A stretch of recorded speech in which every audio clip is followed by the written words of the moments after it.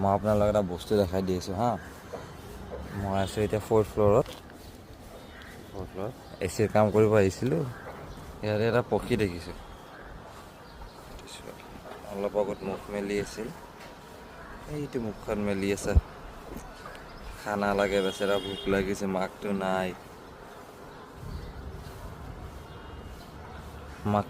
ভোক লাগিছে।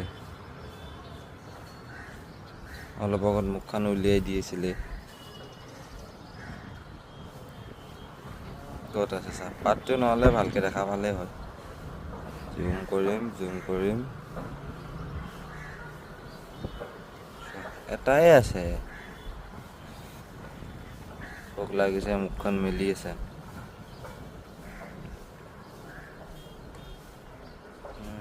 মইতো ভাবিছিলোঁ পৰি যাব পক্ষীটো। আপোনালোকে কমেণ্ট কৰিবাচোন কিহৰ পক্ষীটো, কি পক্ষী হ'ব পাৰে, জনাবা কমেণ্ট কৰি।